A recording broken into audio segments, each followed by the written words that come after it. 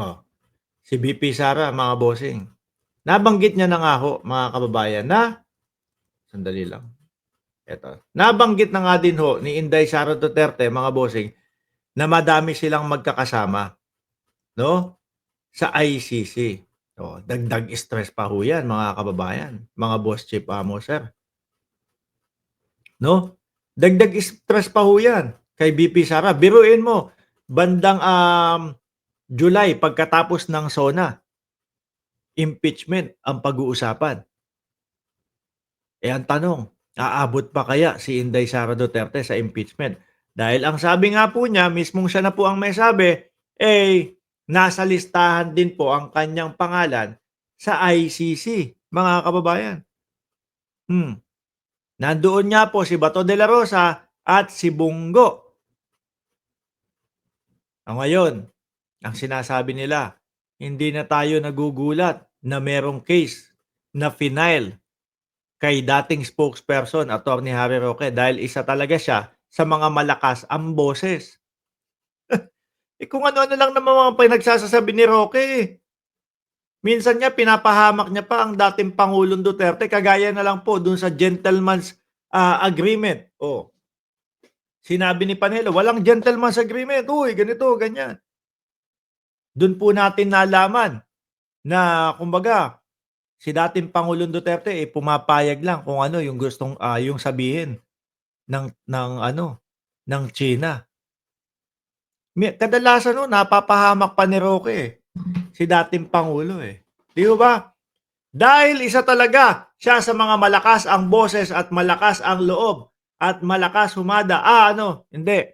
At malakas magsabi kung ano ang mali sa administrasyon ngayon. Lahat naman nung sinasabi niya walang katotohanan. Pati na lang yung yung nagdodroga ang ating Pangulo. Di ba? Tapos sabay sasamahan pa, sabi ni Inday, in fact, ako man ay naka-receive na din kanina ng summon, no? Sa Office of the Prosecutor sa final ng NBI o National Bureau of Investigation na kaso laban sa akin. At yun po, mga kababayan, ay tungkol doon sa pagbabanta ni Vice Presidente sa buhay ng ating Pangulo, First Lady, at ng pinsan ng Pangulo na si Martin Romualdez. So, mga kababayan, sama-sama na ho, no? Biruin mo, may mga kaso, may impeachment, meron pa ICC na pinag-uusapan. Sasabog ka talaga. Kaya hindi na makontrol ng ating Vice Presidente yung kanyang mga sinasabi. 'Di ba, Janelle Van der Hearst? Kahit ano na lang sasabihin niya. Mailabas lang o gumaan lang ang kanyang pakiramdam. Kaso, kada ibinubuka ng Vice Presidente ang kanyang bibig, mga kababayan, mas lalong nadadagdagan ang kanyang problema. Hindi stress yan. Talagang may topak sa ulo yan, si Inday. Sabi ni Jan, puruntong, Jan and Marcia pala to Sabi ni Rego Adventure, stress na talaga si Shiminette Pusit. Utal-utal na nga Sabi, Inamo TV, lukarit na yan si Sara. Ay, nako. Lahat tayo, pansin na yun, mga kababayan. Biruin mo, talagang patong-patong naman kasi. No? Nandun na sa kanya lahat. Impeachment, ICC, tapos mga kaso. Kaya dapat ang ginawa na lang nila, tahimik na lang sila, hinayaan na lang nila yung abogado nila ang mga magpaliwanag. Dahil kada may press conference si Inday Sara Duterte, nadadagdagan ang kanyang problema. Sabi ni Corazon, tuwang, kaya bayan, luka-luka na sa dami ng problema. Sabi ni Corazon Tuwang, sa ABP daw. Iwanan ho natin to, mga bossing, no? Dakuin na ho natin si Herminio Harry Roque. May ine-ebas dito si Roque, may sinasabi dito, no?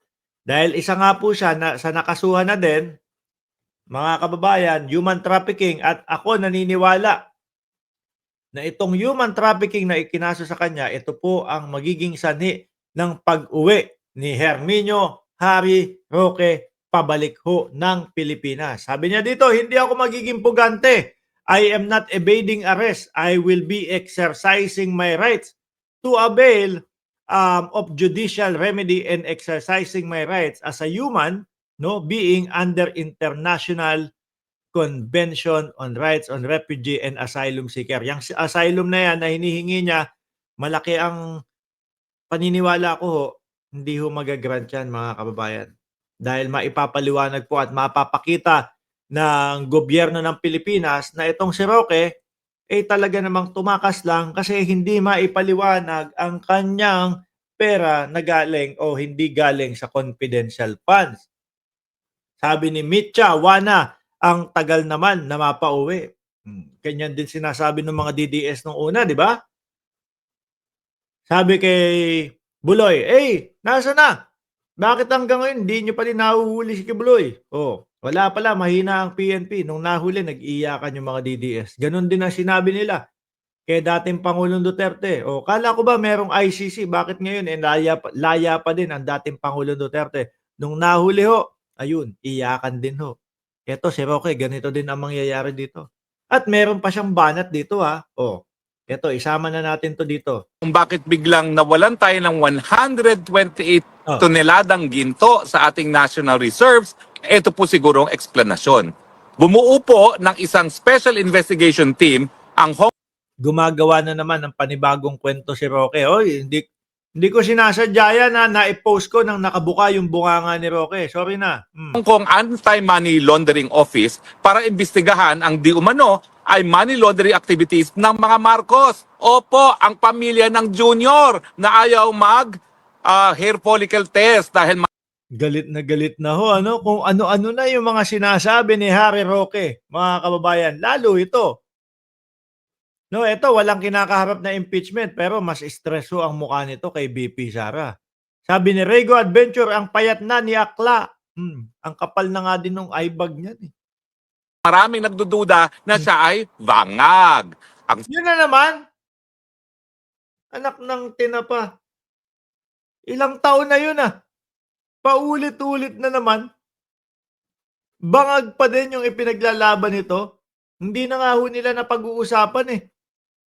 Yung tungkol dun eh. Hindi na nga ho nila na ipapakita. Nahihiya na po sila ipakita. Yung pulburon video na inilabas niya. Di ba? Oh, sabi ni Chi, one squad forever. Kaduda-duda. Isa kang akla. Uy, Saka ayon po sa Hong Kong Anti-Money Laundering, ito po ay may kinalaman doon sa mahigit $100 billion na money laundering activities involving no less than hirap na ho mag-imbento tong si si Roque, mga bossing. Tapos hanggang ngayon ay ayun, pugante pa din ho. No?